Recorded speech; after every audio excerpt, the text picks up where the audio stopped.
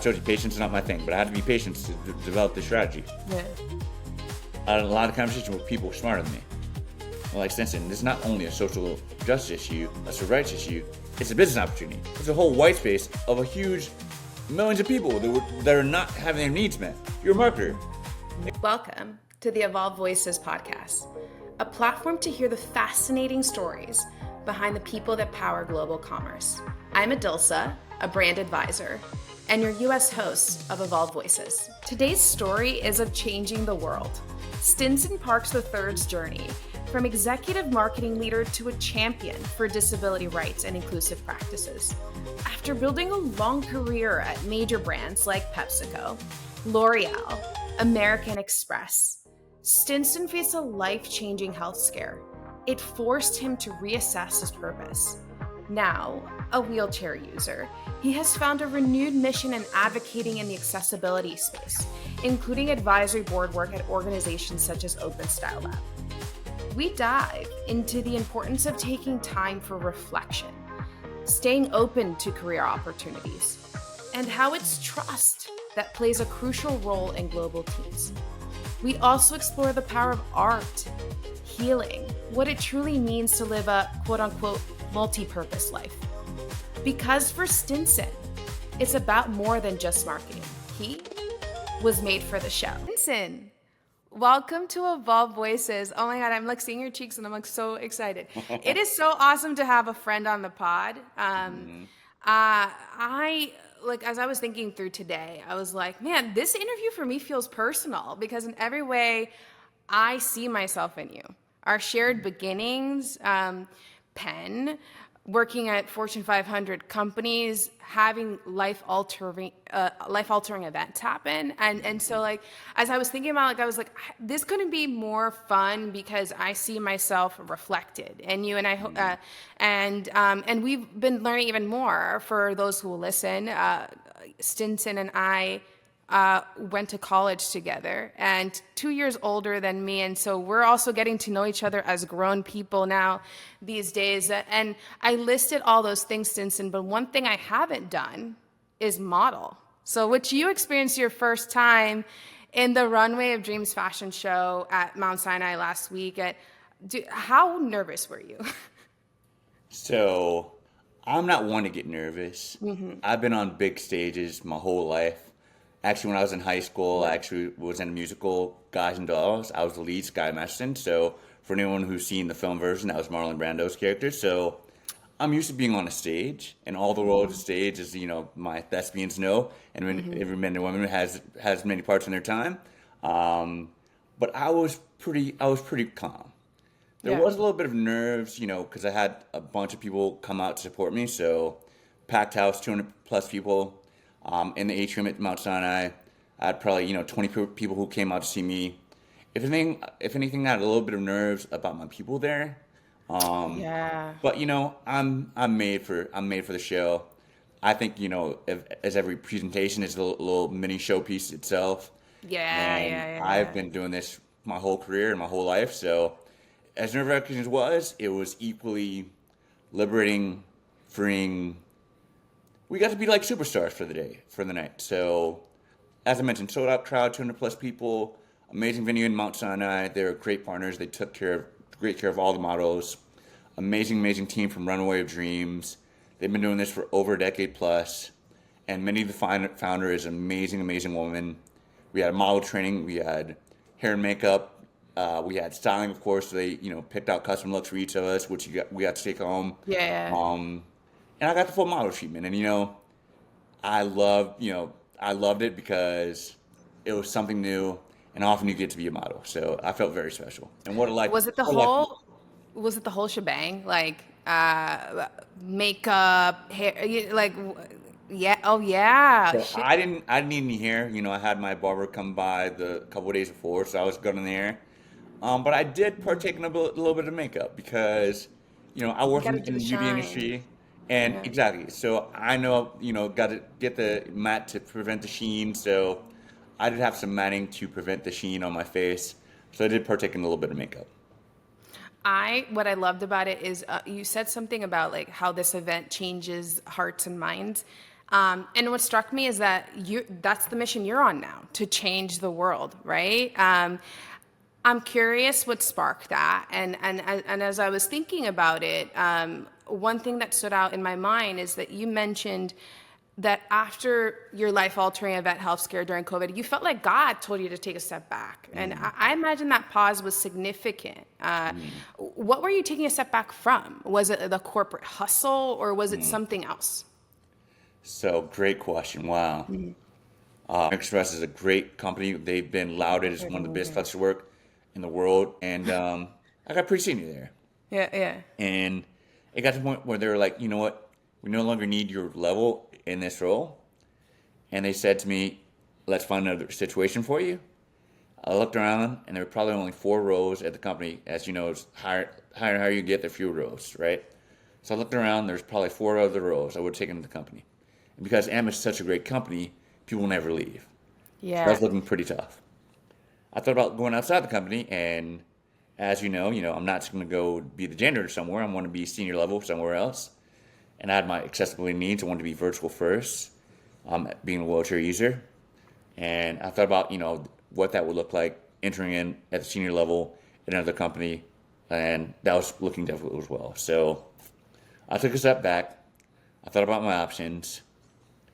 I had to reprogram myself. At first, when I left work, I was like, what am I going to do with my life? And I had to reframe that to not what do I have to do, but what do I get to do?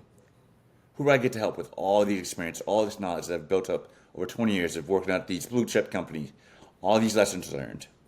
Now I get to help out amazing organizations that need my marketing mind, my comms mind, my strategy mind, my brand management mind. And now I get to help people, and my goal is to change the world. I love that happenstance, how it happened. I think there's so many people also who go through at this level, right? You're almost kind of like, do I want to get to that next level, or what do I do next if I don't want to be CMO, or I don't want to be CEO?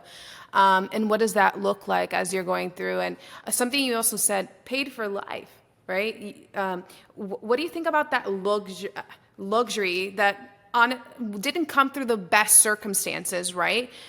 But not many people have the opportunity to do that, to then think of changing the world. What are your thoughts on that piece now, like having that, I would just say not luxury privilege, but like being able to think while being paid, Great question.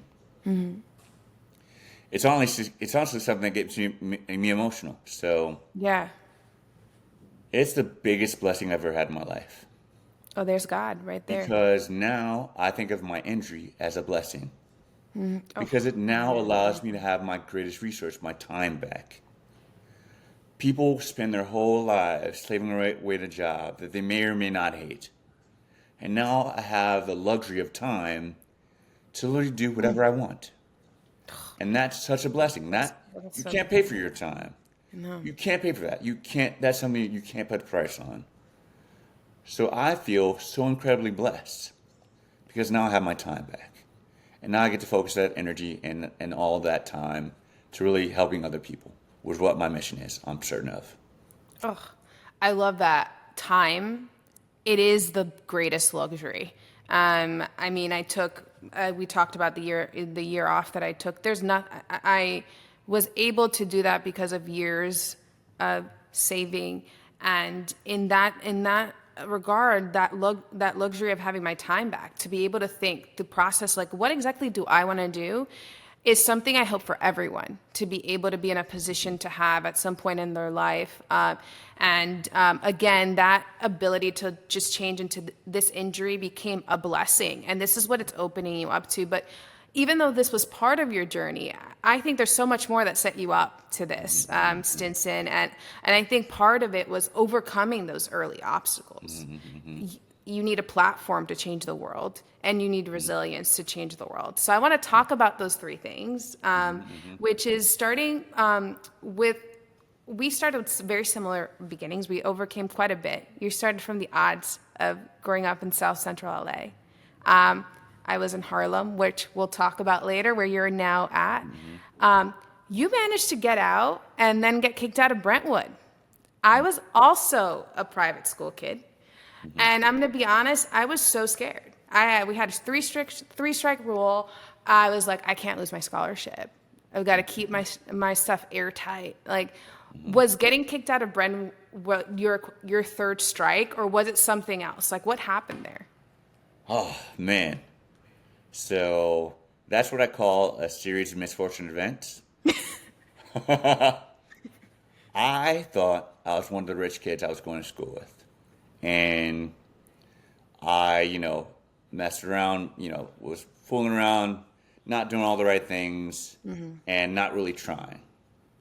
And when you're on scholarship, you're supposed to try. Because that's somebody else's dollar that's being spent on you. Yep. And I did not take that fully. I took it for granted. Right. I didn't appreciate it for what it's worth. And to be honest, I thought I was just like one of them. Just like one of the other rich kids, right? And I didn't want to think of myself as any different.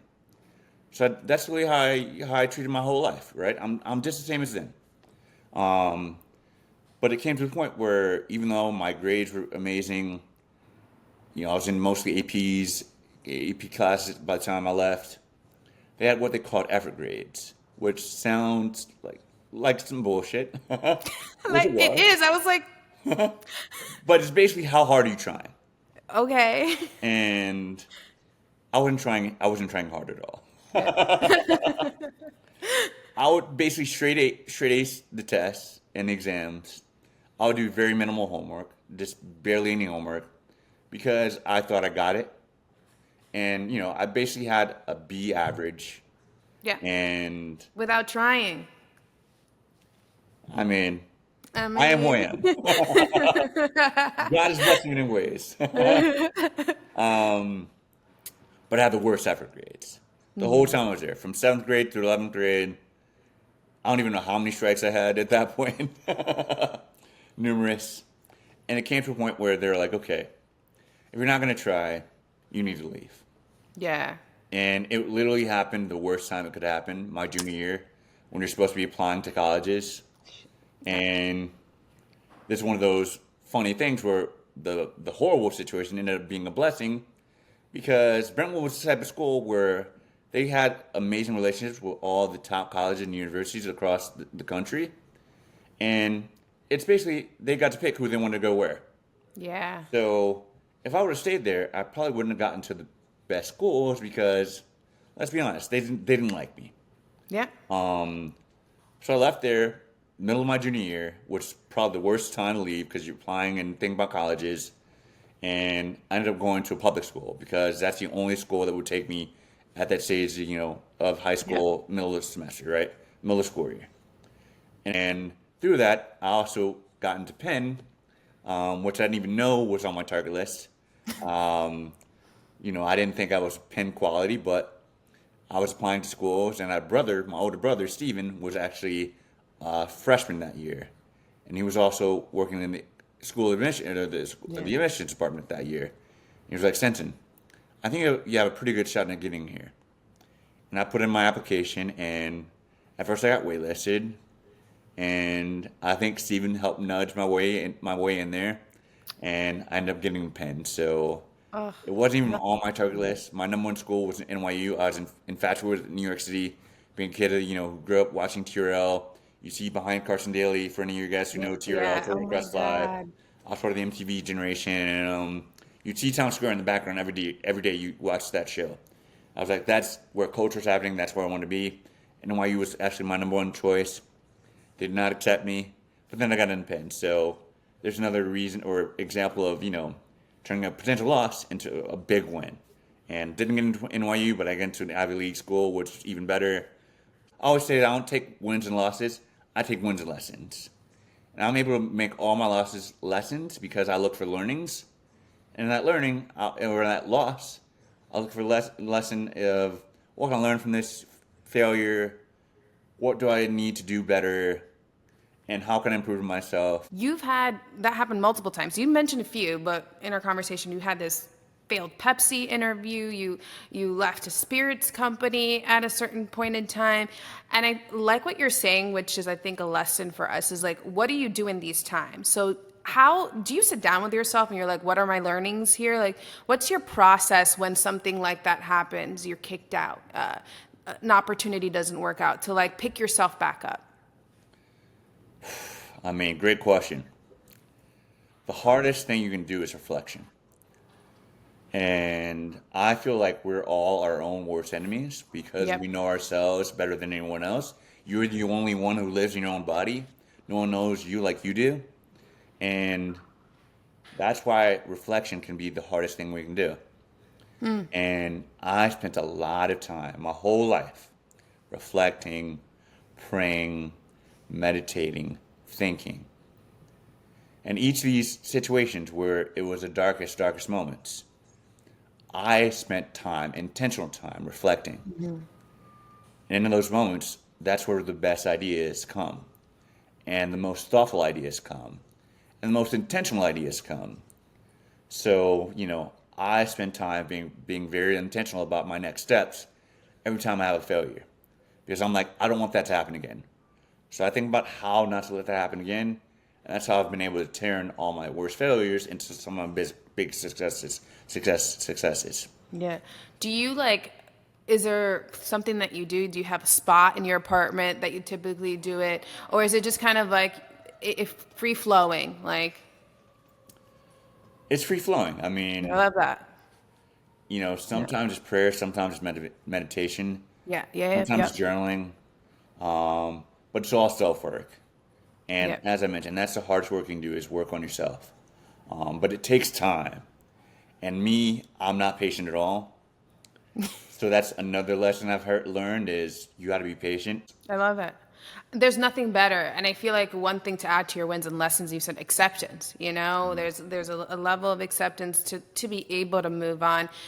But I also think that all these things teach us resilience, right? As we go through it, which is it arms us for a lot of things. And you were resilient, but you also absolutely kicked ass in your career. And you hinted at a few things being at a few companies, but let me gas you up a little bit. You've been at some of the biggest companies in the world: L'Oreal, Pepsi, Amex, a little old thing called Mattel. And on top of that, in the biggest stage there is, Super Bowl. You hinted at it before. One campaign you worked on was a Mountain Dew during the puppy monkey baby days. And so I just rewatched it this morning and I was like, man, I always remember this monkey in a diaper. I was so confused. But when you were in that war room watching the world react in real time to what was happening, what was running through your head? Was it relief, adrenaline, panic? So speaking to the war room, I've now been privileged to be a part of 2 war rooms. So I've worked on Nice. 2 Super Bowl campaigns. That was my first one. And that was definitely the wildest ride because, as you mentioned, Puppy Monkey Baby is such a crazy idea.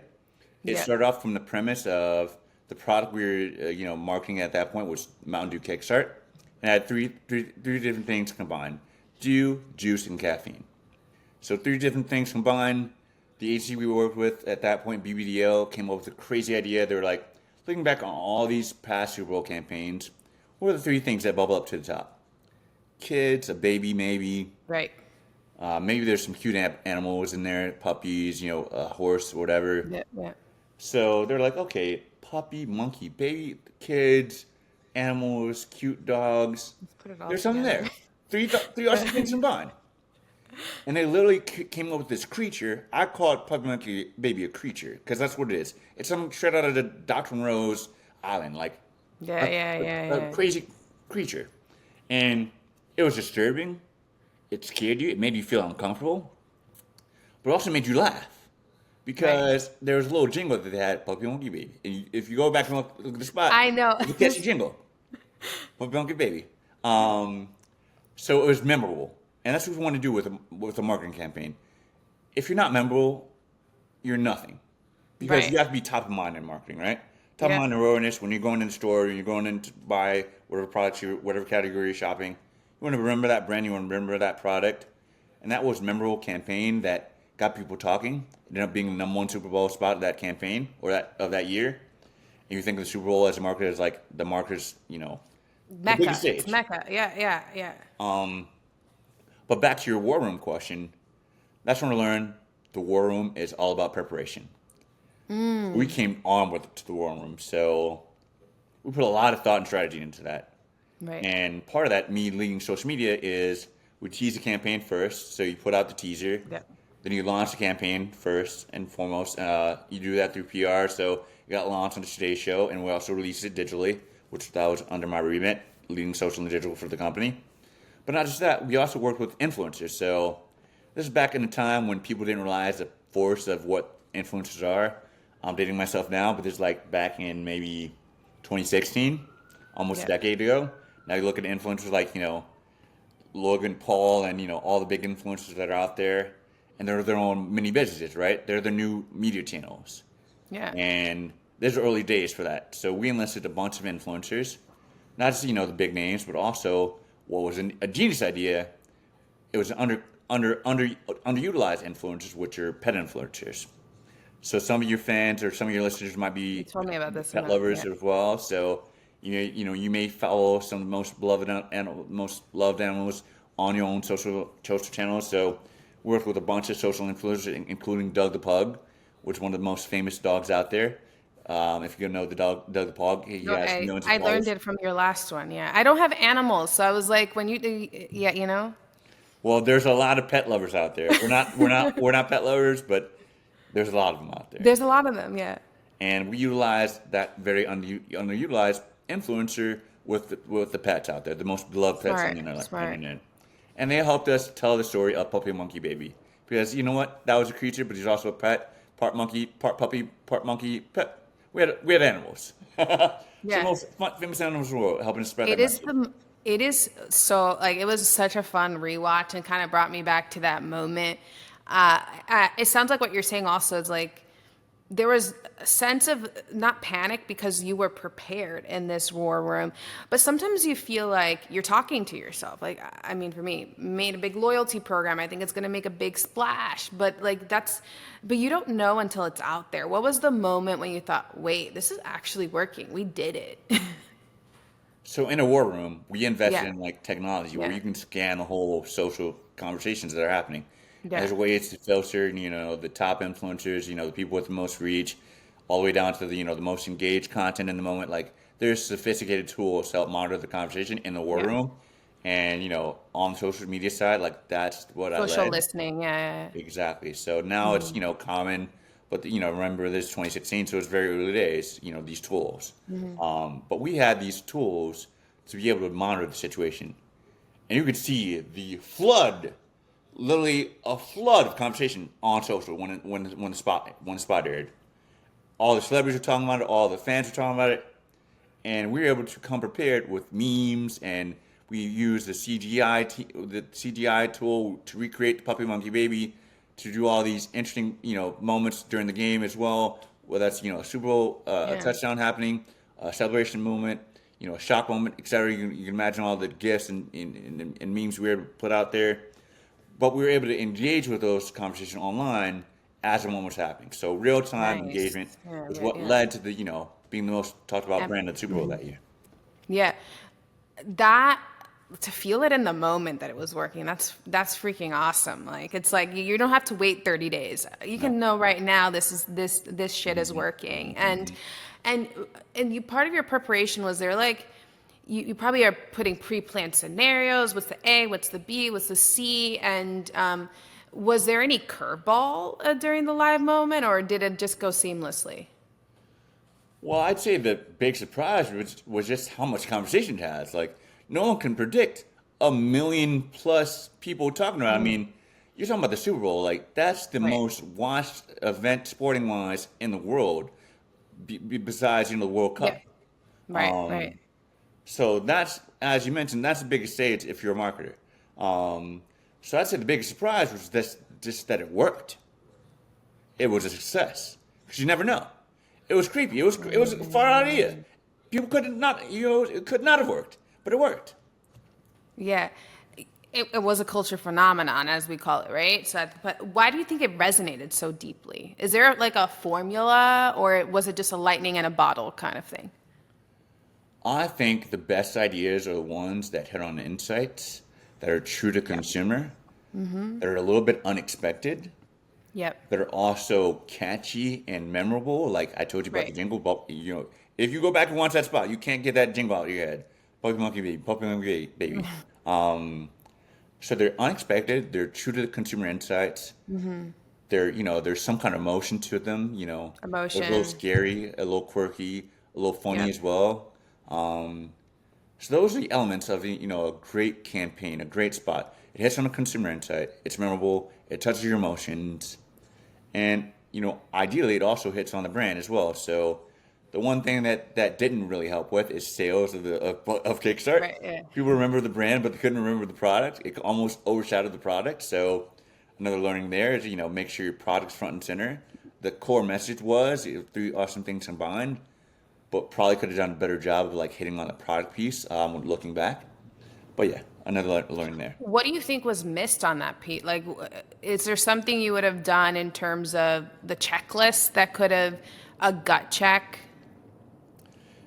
Just not have such a good memorable star. I mean, Puppy Monkey Baby overtook the whole conversation, and people Yeah, didn't yeah, remember it was. They knew it was Mountain Dew spot, but they didn't know what the product was. yeah, So yeah. it was a good one for the brand, a good one for owning the conversation, like I mentioned, number one spot of that year, but just wasn't good for delivering on the product message per se. Yeah.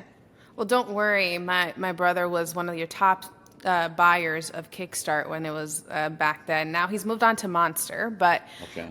he was definitely one of your big buyers there.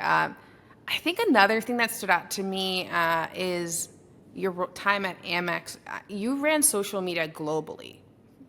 Yeah, one of the most well-known brands. You talked about one of the most loved brands to work at, and every region has a different pulse. Something that you would create for the U.S. doesn't necessarily land in EMEA or the APAC region.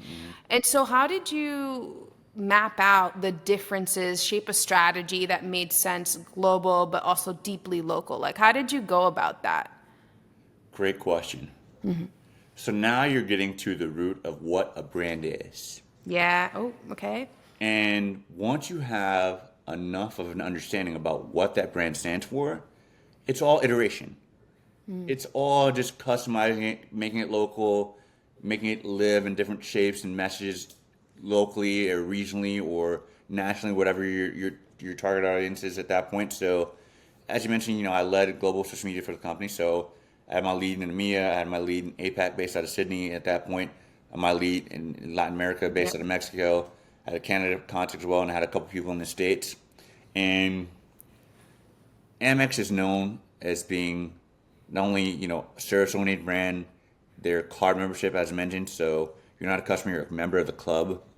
Think about that. You're a member, not a customer. Yeah, You're a yeah, member. yeah. And what that means as far as service, they have their premium product, the Centurion card, which is, colloquially known as the Black Card. And that means you have a personal concierge that knows you, knows what your likes are, and gets you whatever you want, whenever you want it. So that's all about service. They're also about small businesses. As you know, they started Shop Small and Small Business Saturday, which is now a 15-year plus holiday that they Huge started. impact. And that started Amex. So think about what that brand means to the consumer, the card members, and how you can iterate on that locally and regionally, and just bring it to life in different ways. And it's such a distinct brand that it makes it so easy to translate across all those markets. Can you think of a specific moment or campaign where you iterated but not changed? Let's say the Amex is always the brand, but maybe in the U.S. you did it this way versus in Latin America you did it in another way. So as you know, we are in big partnerships across sports and music globally. So Yeah. a perfect example of that is tennis. We have U.S. Open, but we also have Wimbledon. And you're going to show up differently at Wimbledon than you would at U.S. Open. Right. Or thinking about, on the entertainment side, you have the NBA in the U.S., but you also have, F1 in Latin America. And that's going to come to life in different ways across those different markets. So it's all sports, it's all music, but it's localized based on those partnerships. So that's just one example of how you make something that's a global idea local through partnerships. So Yeah. the right partners can help you do that. I mean, it hits at grassroots, right? It's like you're actually working at the right thing. What did it teach? Did it teach you anything about leading that global team? If you were thinking of different partnerships everywhere, is there somewhere where you like still kept it cohesive as you were managing both? So you bring up a great lesson: trust. If you don't have trust in your team and your partners, you can't get anything done. Right. And I had to have trust in my team globally that they were going to know their markets inside out, and they were going to be able to hit the message the way that they knew it, like whether that's APAC or EMEA. Yeah. I'm not based out of EMEA. I'm not based out of London. I'm never lived in Europe. I have to trust that team member. I have to trust what they say and what they know. Yeah. And I have to trust those partners as well. So I love that. I don't know the NBA like the NBA does. I don't know music like the Coachella does. I have to trust those partners. Right. If you have trust in the right partners, and they are the right partners that you can trust, and bring your brand to life in their own way, that's how you get. That's how you have wins, and that's how you have the ultimate success. The right teammates, the right partnerships, the right partners, and just trust in the team. Trust is really hard. And for you, was it giving clear direction, and then then it's like, okay, you're an owner, and and it's like, okay, I'm gonna set up a weekly TB. Like, how do you make trust work? Great question. Yeah. Because now you're bringing back something that was a key learning from my PepsiCo days. I'm sure you've heard of keep it simple, stupid. Oh yeah, Keep it KISS. simple. Yeah, yeah. Keep it simple. And PepsiCo, it was a mega corporation, 250,000 plus employees globally. And they used to have a term called you have to work with the system. And what that meant is you have to take your idea from corporate and make it so simple that the foot soldier that's literally placing products on store shelves all around the world, they understand the message. Right. So I apply that to all my partnerships, whether, working with talent or working with partners, across music or the sporting partner, the sports partners we had. Simplify the message. Like, here's the 3 things we need to do in this partnership. We need to target the next generation of basketball fans. Yeah. We need to target, small businesses in this way. We need to target 3 things, maximum 3 things that we need to do in that partnership or in that campaign. And people forget things after three things. That's, probably the capacity for most memory is 3 things. Right. 1, 2, 3. 3 strikes you're out. Three things to win. So I try to simplify the message as much as possible, and that allowed people to really deliver on the goals. That's so good. That's such a good lesson. And in simplicity, then they can deliver, right? Because there's no confusion, there's no ambiguity as you're going through. One thing I found interesting about this role that you had, a huge role, running a VP of social globally, was that wasn't what you originally went to Amex for. You were going through another role first. HR kept you in mind, called you months later when the right opportunity emerged. Did you ever think that person would call you back? Wow. So that's another example of not knowing that sometimes the best opportunities are the ones you don't have in mind. So I mentioned, Penn not being on the list and getting into Penn. And this one, I was looking at Amex. As I mentioned, I had my target list. Amex was the top of it. Had a contact over there. Better to have a plug-in, as most of your viewers and listeners will know, to get into some of the biggest companies. It's not just putting a resume in. You gotta have a direct line sometimes to get your resume up to the right contact, right person that see it. Yes. Yeah. And had an old friend from Penn that was working at Amex at the time. She plugged me in there, got connected with their marketing team, and they had a role open that was head of talent for the company. And me being at PepsiCo at that point, running partnerships with talent like Dave Balvin and Kyrie Irving, doing Uncle Drew, and working with talent in China and creating all these campaigns from the movie Uncle Drew. There's one of the top movies when we put it out. I was producer on that one. So I had a lot of success working with talent. Yeah. I saw the role open, leading talent for the company. I wanted to interview for that role, and the hiring manager looked at me and she was like, "Stinson, you're overqualified. You're overqualified for this role." I was like, "Really? I thought this was a great role." And she was like, "Yes, I think you could do a lot more here." I was like, "Okay, but I want this role. And she was like, no, you're not the right person. Something else will come up, and I will keep you in mind. And as you mentioned, you hear that a lot, or you hear that sometimes, if you're qualified. Yeah. You never hear back. They reached back out to me 3 months later with the role I ended up taking, which was leading the social media for the company. And what a perfect role, because I'd already worked on a global perspective, working globally with PepsiCo, and I was able to work across the whole company, because everything that touches the company is being communicated externally through social media. And people don't realize that social media is now the most widespread media that we all consume, above TV, above newspaper, above, I was at the point where I used to work on print ads back in the day. That will sound like a thing of the past for many of your listeners as well. Yeah, let's not say that. Now I'm aging myself. But I worked on some print ads. I worked on radio ads. And, that's another example of radio doesn't exist anymore because now we have podcasts, right? So yes, realistically, that's the new radio. To customize, target based on your interests, very niche. There's thousands, millions of podcasts out there. Anyone, as we're on right now, can have a podcast. But it's tailored and customized to what your interests are. Yeah. But anyways, social media was the main media channel, or is the main media channel now for all companies, I believe. Yeah. So to be able to lead social media for Amex was a big job. I mean, and the trust there, and the good HR person for knowing where your skill set would be most unlocked, which is so fun. And you say there's a bit of luck, but there's also a little bit of intention there as well as you get through these things. And it's so cool. We just talked about the Super Bowl. We just talked about J Balvin. We're talking about social globally in tennis. And what's magical is now your impact is going beyond the corporate boardroom. Your change starts at home, and you're deeply invested in Harlem. And somewhere that I know so well, growing up there, the bodegas, the soul food restaurants around. And after your recovery, you decided to put down the roots there. What made Harlem feel like home? Was it history? Was it instinct? What was it? Something else?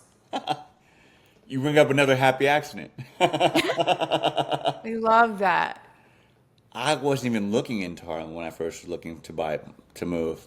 I was looking down on. No way! What? Stop! What? You weren't looking at Harlem? No, I was looking down on Wall Street.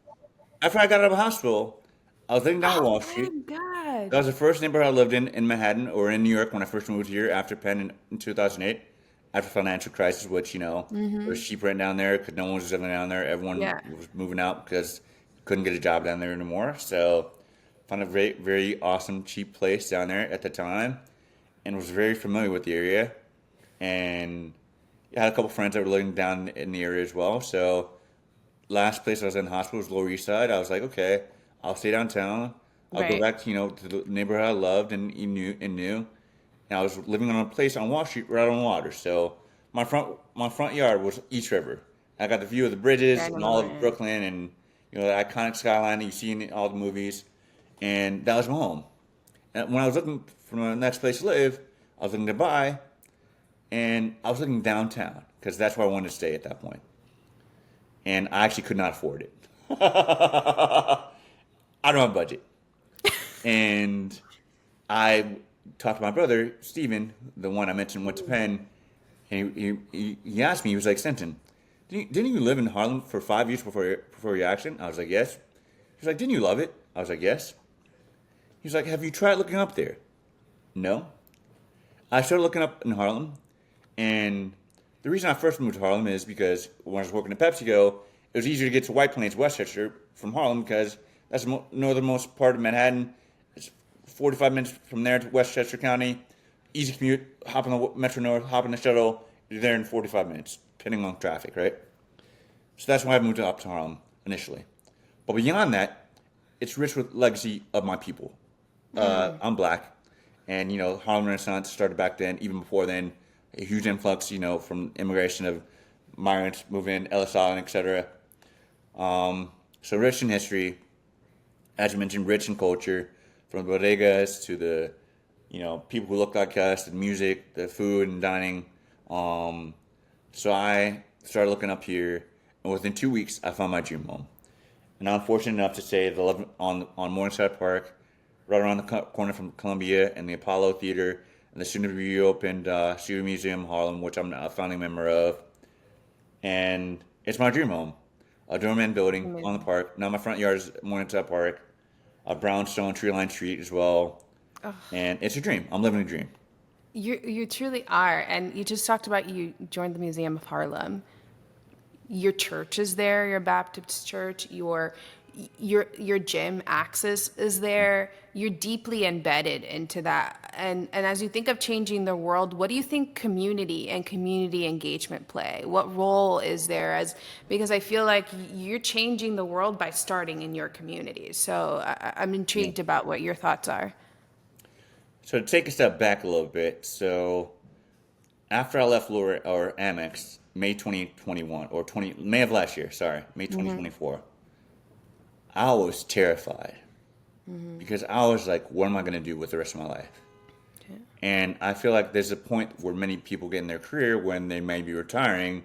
They're used to, their career, whatever they've been doing for the 30, 40 plus years they've been in that role. And they have a little bit of an identity crisis because you've come to a point where you define yourself on so much of what you've done with your life, because that's what you spent your life on, 9 to 5, 5 days a week, 40 plus hours a week for the majority of your life. It's spent at work. Yeah. And I had a little bit of an identity crisis where I was like, what am I going to do with myself? And I had to reframe that to, what do I get to do with myself? Yeah. What do I get to do with all these earnings off of, 20 plus years of my career, being a marketer, being a strategist, being a brand manager, creating, iconic brands, engaging fans and building community, and who do I get to use those skills to help out? So I thought about what my passion points are, right? I look at it as a blessing to be a part of this disability community, I found some of the most amazing people I've met in my life through this community, and I think that's, not just the biggest money in the world, because guess what? If you live long enough through either temporary or inevitable old age, you will become disabled. 100%. It's the biggest minority that people are ignoring because they don't want to face their own mortality, because they have to admit that they're fragile. And life is crazy and stable, and it's unpredictable. And because of that, people do not face that reality. They're going to become disabled at some point in their life, either themselves, a relative, etc. It's the biggest minority you can join at any point in life. As I mentioned, even though they passed the ADA 35 some years ago, because it's not enforced, people are not investing the necessary time and money to make the necessary updates to this ableist world we live in. So now, my life is hard. It's unbelievably hard. I can't just show up anywhere. Yeah. I should be able to show up to places. I can't, because I don't know if they're going to be able to welcome me. Right. Because there's too many places that don't abide by the laws of the ADA. And at first I thought it was, the last, social justice. I thought it was have to be a civil rights activist. Yeah. And, I had a lot of conversations. I spent time having conversations, I told you patience is not my thing, but I had to be patient to develop this strategy. Yeah. I had a lot of conversations with people smarter than me. Like Stinson, this is not only a social justice issue, a civil rights issue, it's a business opportunity. It's a whole white space of a huge millions of people that are not having their needs met. You're a marketer. Think about how to solve that solution as a marketer. Solve that problem as a marketer. So now I'm able to work with a bunch of amazing people and a bunch of amazing organizations in that space, whether it's Open Style Lab, amazing organization which is all about accessible design and style for all abilities. So a think tank and an organization that's doing a lot of amazing work in that space. I'm very active with Mount Sinai rehab, spinal cord rehab. So as you mentioned, participate in their fashion show through that organization. I'm able to mentor and be an advocate for a lot of people who are still in rehab. As I mentioned, I was in hospital rehab for a year and a half. I didn't think I was ever getting out. There's people who are in there for 3 months who never think they're going to get out. So to be able to speak to them and show them that there is life after rehab is amazing. Yes. It's one of the best things I've been able to do and participate in. Very active in the Reed Foundation. That's how I found a mentor that was able to talk to me and mentor me. I'm just 5 years in this life now. I found mentors now who are 30 plus years in. You can imagine the knowledge you build over 30 years compared to 5 years. I'm learning every day.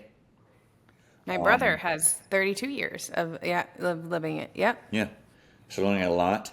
So disability is one vertical or pillar, I call them. The other one is the youth.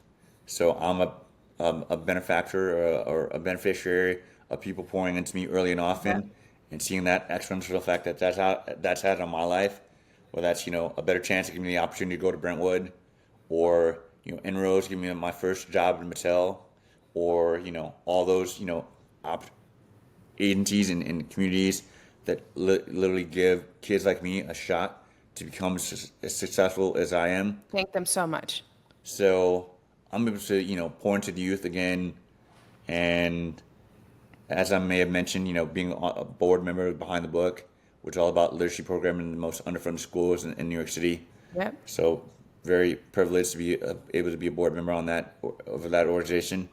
And that's my second pillar. And the arts. The arts is huge. Yeah. So I've seen firsthand the ability of the arts, not only to bring people together, to inspire new ideas, to build community, but I had the arts heal me firsthand. Oh, love it. The last rehab I was at, it was in Lower East Side, Gouverneur. It was actually New York City Health and Hospital. And some people might think of New York City public hospitals being not the best. But this is one of the best hospitals I've ever been at. They healed me. Gouverneur healed me. A New York City Health and Hospital healed me. They got me back out. There was a program, a program we did towards the tail end of COVID, because I was also in the hospital during COVID. Saw hazmat suits, saw body bags. I mean, I saw the worst of it. It was a safe place to be, but also the scariest. The scariest, yeah. Living hell. Alarm. There's bells ringing at all parts of the day and night that I had to literally get on my head because I couldn't stop hearing the beeps. But anyways, there's a program that they did at the end of my stay there, where I don't think people realize, but New York City Health and Hospitals, since the New Deal, since that administration 100 plus years ago, they had the federal agencies would make every program or federal agency, whether that's education systems, hospital system, they made them invest in the arts because they're like, okay, we're gonna invest in the arts because it's a good thing to do, not just for your building, but for your people, for your constituents. And as I mentioned, it brings together people, it sparks new ideas. But I was able to, see and witness that New York City Health and Hospitals has one of the biggest arts collections in the country. Beautiful. Because in that network, they have dozens of hospitals. And they chose to invest in the arts, and arts themselves also partner with them to do commissions. So whether that's Andy Warhol, who he did a big installation at one of their hospitals up in out in the Bronx, I believe. So I got to see that as well. But the hospital I was staying at, Gouverneur, had a big mural outside. And as I mentioned, they had a program where the patients got to go outside. As during COVID, where you're literally in a hospital room, stuck, couldn't have friends or family visit you at all. And to go outside, I'm getting emotional again. Oh, I love this. To be able to feel the sun on your skin when you're trapped inside that hospital room. To feel the sun. To be able to be out there with other patients when you're stuck in the hospital room. I cannot tell you how much that program healed me, or that project healed me. So now I'm blessed to be able to, give back to that, New York City Health and Hospitals for that for those programs as well, and to keep the collection updated, and healthy. And another blessing that I was able to find in the darkest of moments. Art is the constant reminder that beauty is everywhere. And I think that's what you saw. It's like the moment of the sun, the art around you, we are extensions of that. And to be constantly reminded that there's beauty. And I know you invested in your first art piece, and that was a moment of pride as well. Let's give a shout out to that artist who it was, because it's a beautiful, beautiful art piece. Yes. So I call it my first big boy acquisitions. I had a couple smaller pieces before, but it's an amazing artist out of Nigeria. His name is Samuel Norum. I found him through Kate's Ferry Projects, which is an amazing gallery down the Lower East Side of New York City. Amazing woman, Natalie Cates, who's now my confidant. She's put me on to some great artists as well. So now I'm building up my collection. I actually already acquired a couple other pieces from her. Gotta hear more about this offline. Yeah. I was like, So newly acquired, just happened last week, or a couple weeks ago. But amazing artist. He was part of the Black Rock Senegal program that Candy Wiley, another artist, put together out of Senegal. And another thing you'll learn about the art world is in the collecting space, there's some artists that are just on that wave. You just have to find them and spot them off early. I spotted them at this, exhibition or this festival called 154 Art Fair, and it's all about art from the African diaspora or artists from the African diaspora and artists. So he's from Nigeria, as I mentioned. Amazing young talent. Since I acquired that piece, he's already shown in the big fairs. So he's at the Armory Arts Week, so he's in the Armory. So what you realize being a collector as well is art is not only art that you get to live with, that creates this energy, this love, and this positive feeling and joy, really. But if you do it right, it's investment. So yeah, that money that's spent on that piece is now going up in value, and that's an amazing thing to be able to be a collector now instead of just a fan of, which I always have been. Now I get to make art investment that is also an appreciation.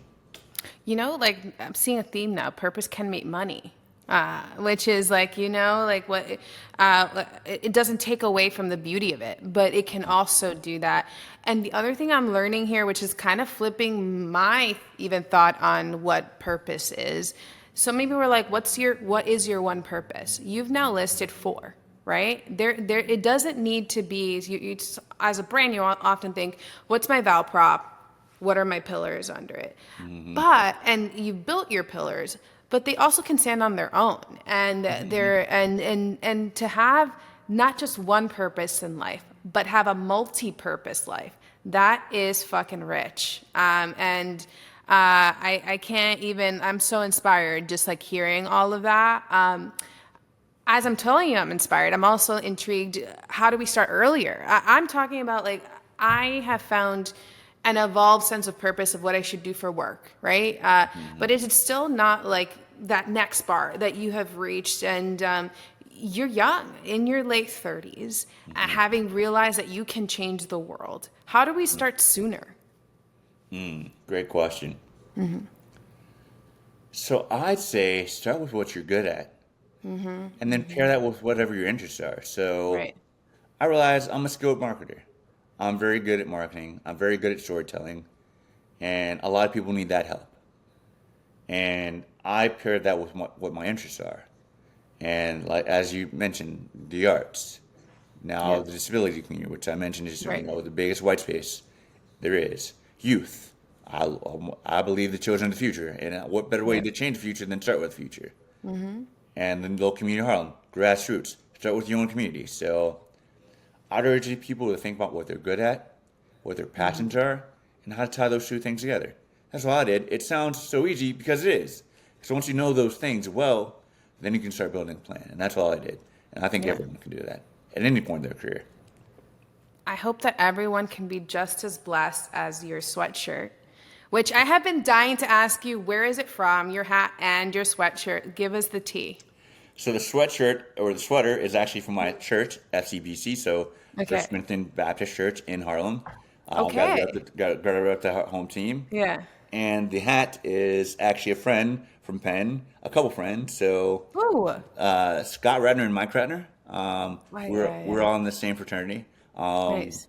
Which, so they started up a production company called OBB Productions in LA. Mm-hmm. They now have done work with Justin Bieber, Hailey Bieber, iHeartMedia, Kevin Hart, Cole's Balls, his YouTube series. So they've done some amazing work. They've now grown to a behemoth company, and I'm supporting the home team. So yeah.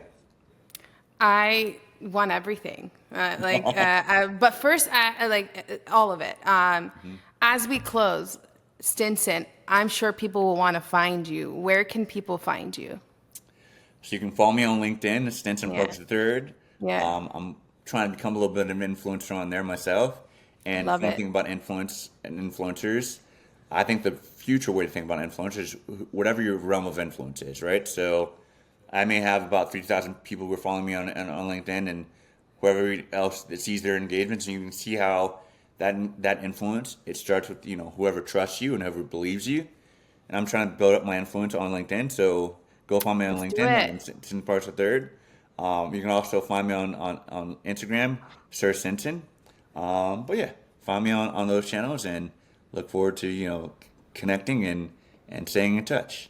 And hopefully For inspiring. anyone listening, I thought that he had to be some sort of king, sir in college. I was like, where does this come from? He's Stinson Park III. So it just sounded, which I love. I'm so excited for people to learn more, to see your joy, your blessings, your accidents, that not only you're involving, but you're transcending. So that's all we can hope for in this life. Wow. Amen. Catch you on the other side. Yeah. Yeah. I'm here doing it. I'm here doing it. Now make sure you subscribe to Evolve Voices, this leading and incredible project where our ambassadors are interviewing amazing professionals from all over the world so they can share their perspective and benefit you with their perspective, their knowledge, and you can understand what's happening in the different markets. Evolve Voices is a project part of the Evolve Commerce Club, the #1 and leading community where we connect international professionals in the world of commerce. We are now connecting professionals in more than 40 markets, and every week we invite an expert to share their perspective and their knowledge. So if you'd like to know more, you can always look at the comments. We have a link there so you can request your application, and stay tuned for the next episode. Thanks for watching. All the best. Ciao.